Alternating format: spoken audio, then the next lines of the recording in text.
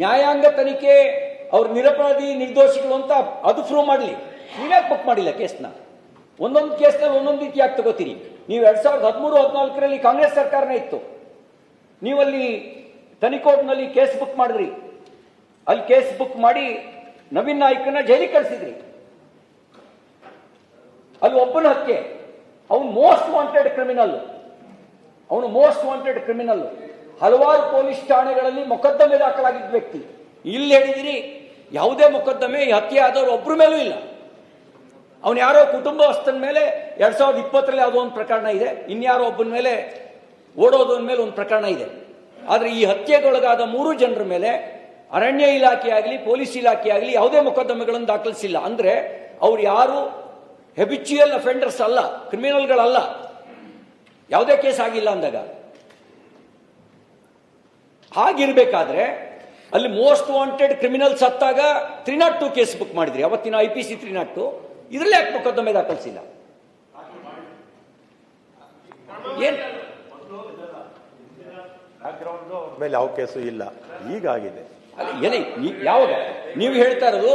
ನಾನು ನಿಮ್ಗೆ ಹೇಳ್ತಾ ಇರೋದು ಹತ್ಯೆ ಮಾಡಿದವ್ರ ಮೇಲೆ ಏನ್ ಕೇಸ್ ದಾಖಲು ಮಾಡಿದ್ರಿ. ನಾನು ಕೇಳ್ತಾ ಇರೋದು ಹತ್ಯೆ ಮಾಡಿರೋರ ಮೇಲೆ ಏನ್ ಕೇಸ್ ದಾಖಲು ಮಾಡಿದ್ರಿ? ಯಾಕೆ ಮಾಡಿಲ್ಲ? 3 ಜನ ಸತ್ತ ನಂತರನು ಯಾಕೆ ನೀವು ಮೊಕದ್ದಮೆ ದಾಖಲು ಮಾಡಿಲ್ಲ? ಈ ಗಳಿಗೆವರೆಗೂ ಯಾಕೆ ಮೊಕದ್ದಮೆ ದಾಖಲು ಮಾಡಿಲ್ಲ? ಈಗ ಹಂಗಿದ್ರೆ ನಿಮ್ ದೃಷ್ಟಿಯಲ್ಲಿ ಅವರು ಆತ್ಮರಕ್ಷಣೆಗಾಗಿ ಗುಂಡಾರಿಸಿದ್ರೆ, ಇವರೇ ಮೊದಲು ಬಂದೂಕಿನಿಂದ ಗುಂಡಾರಿಸಿದ್ರೆ, ನಿಮ್ ಸಿಬ್ಬಂದಿಗಳು 4-5 ಜನ ಸಾಯ್ಬೇಕಿತ್ತಲ್ಲ. ಯಾರು ಸತ್ತಿದ್ದಾರೆ? ಯಾರಿಗೆ ಸಿವಿಯರ್ ಇಂಜುರಿ ಆಗಿದೆ ಹೇಳಿ? ಬಂದೂಕಿನಿಂದ ಗಾಯ ಆಗಿರುವ ಒಬ್ಬ ಸಿಬ್ಬಂದಿ ಹೆಸರು ಹೇಳಿ. ನಿಮ್ಗೆ ಒಬ್ಬ ಸಿಬ್ಬಂದಿ ಹೆಸರು ಹೇಳಿ. ನೀವು ನೋಡಿ, ಗುಂಡು ಹಾರಿಸಬೇಕು ಯಾವಾಗ, ಯಾವ ಸಿಚುಯೇಷನ್ ಅಲ್ಲಿ? ನಮಗೆ ನಾವು ಬದುಕೋದಕ್ಕೋಸ್ಕರ ಅನಿವಾರ್ಯ ಪರಿಸ್ಥಿತಿ ಅಂದಾಗ ಸಿಬ್ಬಂದಿಗಳು ಗುಂಡಾರಿಸಬೇಕು. ಅಂತ ಅನಿವಾರ್ಯ ಪರಿಸ್ಥಿತಿ ನಿಮ್ಮ ವರದಿಯಲ್ಲಿ ಸೃಷ್ಟಿಯಾಗಿರುವಂತ ರಿಪೋರ್ಟ್ ಕಾಣ್ತಿಲ್ಲ. ಈ ವರದಿಯಲ್ಲಿ ಎಳ್ಳಷ್ಟು ಕೂಡ ನೀವು ಅನ್ವಿಸಿಬಲ್ ಎತ್ತರದಲ್ಲಿದ್ದಾರೆ, ನಿಮ್ಮವರಿಗೆ ಯಾರಿಗೂ ಕೂಡ ಗಂಭೀರ ಸ್ವರೂಪದ ಗಾಯ ಆಗಿಲ್ಲ, ಫಾರೆಸ್ಟ್ ಸಿಬ್ಬಂದಿಗಳಿಗೆ ಯಾರಿಗೂ ಗಂಭೀರ ಸ್ವರೂಪದ ಗಾಯ ಆಗಿಲ್ಲ. ಅವ್ರು ಎಷ್ಟು ಜನ ಇದ್ದಾರೆ ಗೊತ್ತಿಲ್ಲ, ಎಷ್ಟು ಜನ ಇದ್ದಾರೆ ಗೊತ್ತಿಲ್ಲ ಅಂತ ಆದ್ಮೇಲೂ ಕೂಡ ಕೇವಲ ಬೆಳಕನ್ನು ಆಧರಿಸಿ ಗುಂಡಾರಿಸ್ತೀರಿ ನಿಮ್ಮ ವರದಿ ಪ್ರಕಾರ. ಹೇಳಿ, ಬೆಳಕನ್ನು ಆಧರಿಸಿ ಗುಂಡಾರಿಸ್ತೀರಿ ಅಂದ್ರೆ ಇದನ್ನೆಲ್ಲ ನಿಮ್ಗೆ ನೋಡಿದಾಗ ಫ್ಯಾಬ್ರಿಕೇಟೆಡ್ ಅಂತ ಅನ್ಸಲ್ವಾ? ಅದಕ್ಕೆ ನಾನು ಆಗ್ರಹಿಸೋದಿಷ್ಟೇ, ಗೃಹ ಸಚಿವರು, ನೀವು ಇವ್ರ ಮೇಲೆ ಗೃಹ ಸಚಿವರು, ಸರ್ಕಾರ ಮೊದಲು 103, 104 BNS ಮೊಕದ್ದಮೆ ದಾಖಲು ಮಾಡಿಸಿ, ಸಂಬಂಧಪಟ್ಟವ್ರನ್ನ ಅರೆಸ್ಟ್ ಮಾಡಿ, ನಿಷ್ಪಕ್ಷಪಾತ ತನಿಖೆ, ನ್ಯಾಯಾಂಗ ತನಿಖೆ ನಡೆಸ್ಲಿ. ಮ್ಯಾಜಿಸ್ಟ್ರೇಟ್ ತನಿಖೆ ಅಲ್ಲ, ಫಾರೆಸ್ಟ್ ಡಿಪಾರ್ಟ್ಮೆಂಟ್ ತನಿಖೆ ಅಲ್ಲ, ಹಾಲಿ ಹೈಕೋರ್ಟ್ ನ್ಯಾಯಾಧೀಶರ ನೇತೃತ್ವದಲ್ಲಿ ನ್ಯಾಯಾಂಗ ತನಿಖೆ ನಡೆಸಲಿ. ನೋಡಿ, ಸೀಲು ತೆಗೆದಿಲ್ರಿ, ಚಪ್ಪಲಿದು. ಕಾಡಿಗೆ ಹೋಗೋನು, ಶಿಕಾರಿಗೆ ಹೋಗೋನು ಹವಾಯಿ ಚಪ್ಪಲಿ ಹಾಕೊಂಡು ಮೊದಲು ಹೋಗಲ್ಲ, ಮತ್ತೆ ಉಪಯೋಗಿಸ್ತಾ ಇರೋ ಚಪ್ಪಲಿ. ಅವನು ಶಿಕಾರಿಗೆ ಹೋದ್ನ, ಶಾಪಿಂಗಿಗೆ ಹೋಗಿದ್ನ. ನೀವು ಸೀಸ್ ಮಾಡಿರುವಂತ ಚಪ್ಪಲಿ ಉಪಯೋಗಿಸೇ ಇಲ್ಲ, ಅದ್ರ ಮೇಲೆ ಸೀಲು ಹಾಕಿಲ್ಲ, ಕಾಲು ಊರಿಲ್ಲ, ಅದ್ರ ಮೇಲೆ ಕಾಲು ಊರಿಲ್ಲ ಅನ್ನೋ ಒಂದು ಕಾಡಿಗೆ ಶಾಪಿಂಗಿಗೆ ಹೋಗಿದ್ನ, ಅಥವಾ ಶಾಪಿಂಗ್ ಇಂದ ಬರ್ತಾ ಕಾಡೊಳಗೆ ತಪ್ಪಿಸ್ಕೊಬಿಟ್ರು.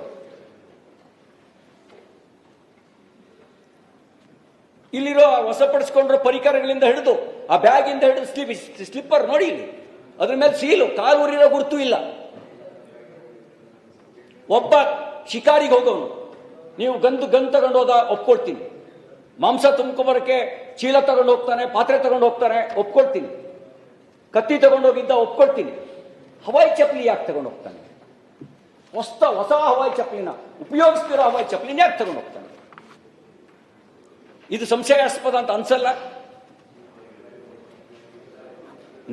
ಇದನ್ನೆಲ್ಲ ನೋಡಿದಾಗ ನವೀನ್ ಹೇಳಿರೋ, ಅನುಮಾನ ಪಟ್ಟಿರೋ ರೀತಿಯಲ್ಲಿ ಏನೋ ಸಮಥಿಂಗ್ ಇದೆ. ನಮ್ಮಲ್ಲಿ 2 ವೈಲ್ಡ್ ಲೈಫ್ ಸೆಂಚುರಿ ಬರುತ್ತೆ. ಕೇರಳದಿಂದ ಬಂದು ವ್ಯವಸ್ಥಿತವಾಗಿ ಬಂದು ಕಾಡು ಕೋಡನ ಶಿಕಾರಿ ಮಾಡಿ ಸಾರ್ಗ ಶಿಕಾರಿ ಮಾಡಿ ಜಿಂಕೆ ಶಿಕಾರಿ ಮಾಡ್ಕೊಂಡು ತಗೊಂಡು ಹೋಗ್ತಿದ್ರು. ಅವ್ರ ಜೊತೆಗೆ ಸಹಕರಿಸ್ತಿದ್ದವ್ರು ಯಾರು ಅಂದ್ರೆ ಅರಣ್ಯ ಇಲಾಖೆ ಸಿಬ್ಬಂದಿ. ನಮ್ಮಲ್ಲಿಗೆ ಬಂದು ಒಳನಾಡಿಗೆ, ಅದು ಇಲ್ಲಿ ಕುದುರೆಮುಖ ವೈಲ್ಡ್ ಲೈಫ್ ಸೆಂಚುರಿಗೆ, ಭದ್ರಾ ವೈಲ್ಡ್ ಲೈಫ್ ಸೆಂಚುರಿಗೆ ಬಂದರು. ಅವ್ರು ಯಾವ್ದು ಬರೋದು ಅಂದ್ರೆ ರೈಫಲ್ ತಗೊಂಡು ಬರೋದು. ಅದೇನೋ ಎಂತ ರೇಂಜು, ಅದೇನೋ ಗೊತ್ತಿಲ್ಲ ಹೆಸರು. 8mm ಅದು ಟೆಲಿಸ್ಕೋಪ್ ಇರುತ್ತಲ್ಲ, ಟೆಲಿಸ್ಕೋಪ್ ಮತ್ತು ಅದೇನೋ ರೇಂಜ್ ಕರೆಕ್ಟ್ ಒಂದು ಪಾಯಿಂಟ್ ಆಚೆ ಈಚೆ ಹೋಗಲ್ವಂತೆ. ಅದನ್ನು ತಗೊಂಡು ಬಂದು ಶಿಕಾರಿ ಮಾಡ್ಕೊಂಡು ಹೋಗೋರಿಗೆ. ಹಾಗೆ ಇಲ್ಲಿ ಏನೋ ಇದೆ ಅನುಮಾನಾಸ್ಪದವಾಗಿರೋ. ಅದಕ್ಕಾಗಿ ನೀವು ಈ ರಿಪೋರ್ಟು ಸಮಾಧಾನಕರವಲ್ಲ, ಸಂವೇದನೆ ಇರ್ತಕ್ಕಂಥದ್ದಲ್ಲ, ಮಾನವೀಯತೆಯಿಂದ ಕೂಡಿರ್ತಕ್ಕಂಥದ್ದಲ್ಲ.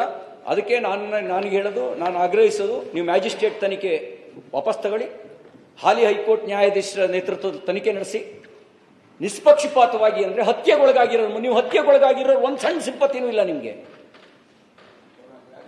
ಮತ್ತೆ ನಿಮ್ಮ ರಿಪೋರ್ಟ್ ಪ್ರಕಾರನೇ ಅವ್ರು ಯಾರು ಹೆಬಿಚುವಲ್ ಅಫೆಂಡರ್ಸ್ ಅಲ್ಲ, ಕ್ರಿಮಿನಲ್ಸ್ ಅಲ್ಲ. ನಿಮ್ಮ ವರದಿ ಪ್ರಕಾರ ಅವ್ರು ಯಾರು ವೀರಪ್ಪನ ಸಹಚರರು ಅದು ಇತ್ಯಾದಿ ಏನಿಲ್ಲ ನಿಮ್ಮ ವರದಿನಲ್ಲಿ. ಏನಾರು ಅವರು ನಿತ್ಯ ಶಿಕಾರಿ ಮಾಡೋರಾಗಿದ್ರೆ, ಅದನ್ನೇ ದಂಧೆ ಮಾಡ್ಕೊಂಡವರಾಗಿದ್ರೆ, ನಿಮ್ಮ ಅರಣ್ಯ ಇಲಾಖೆ ಅವ್ರನ್ನ ನೋಟೆಡ್ ಕ್ರಿಮಿನಲ್ಸ್ ಅಂತ ಐಡೆಂಟಿಫೈ ಮಾಡಬೇಕಿತ್ತು. ಹಾಗಾಗಿ ನಮ್ಗನ್ಸೋದು, ನಾನು ಇದರಿಂದ ಮನೋಸ್ಥೈರ್ಯ ಕುಸಿಬಾರ್ದು ಅರಣ್ಯ ಇಲಾಖೆ ಸಿಬ್ಬಂದಿಗಳದು, ಅದು ಒಪ್ಕೊಳ್ತೀನಿ. ಸೆಲ್ಟ್ರು ತಗೋಬಾರ್ದು, ಈ ಕಾರಣಕ್ಕೆ ಸೆಲ್ಟ್ರೂ ತಗೋಬಾರ್ದು. ಯಾರನ್ನ ಬೇಕಾದ್ರೂ ಕೊಲ್ಲಕ್ಕೆ ಸಿಗುವಂತ ಲೈಸೆನ್ಸ್ ಅಂತ ಭಾವಿಸಬಾರ್ದು. ನಾಳೆ ಮತ್ತೆ ಅರಣ್ಯನ ಬರೀ ಅರಣ್ಯ ಇಲಾಖೆ ಸಿಬ್ಬಂದಿಗಳಿನ ಕಾರಣದಿಂದ ಅರಣ್ಯ ಉಳಿದಿಲ್ಲ, ಜನರ ಸಹಭಾಗಿತ್ವದಲ್ಲಿ ಉಳಿದಿದೆ. ಅರಣ್ಯ ಇಲಾಖೆ ಅನ್ನುವಂಥ ಒಂದು ವ್ಯವಸ್ಥೆನೇ ಇಲ್ಲದೆ ಇದ್ದಾಗಲೂ ಕೂಡ ಇದಕ್ಕಿಂತ ದಟ್ಟ ಅರಣ್ಯ ಇತ್ತು. ನಮ್ದು ಅಂತ ರಕ್ಷಣೆ ಮಾಡ್ಕೊಂಡು ಬಂದಿದ್ರು. ನೀವು ನಮ್ದು ಅನ್ನೋ ಭಾವನೆ ಹೋದ್ರೆ ಸಿಬ್ಬಂದಿಗಳಿಂದ ಉಳಿಸ್ಕೊಳಕ್ಕಾಗಲ್ಲ. ಅದರ ಹೆಸರಿನಲ್ಲಿ ಇನ್ನಷ್ಟು ಲೂಟಿ ಹೊಡಿಬೋದು ಅಷ್ಟೇ. ಅದಕ್ಕೆ ನನ್ನ ಆಗ್ರಹ ಇದೆ, ಸಂವೇದನೆ ತೋರಿಸಿ ಜುಡಿಷಿಯರಿ ಎನ್ಕ್ವೈರಿ ಮಾಡಿ, ಮತ್ತು ಆ ಕುಟುಂಬಕ್ಕೆ ಕನಿಷ್ಠ ಒಂದು 50 ಲಕ್ಷ ಪರಿಹಾರ ಘೋಷಣೆ ಮಾಡಿ. ಯಾಕೆ ಪರಿಹಾರ ಘೋಷಣೆ ಮಾಡಿಲ್ಲ?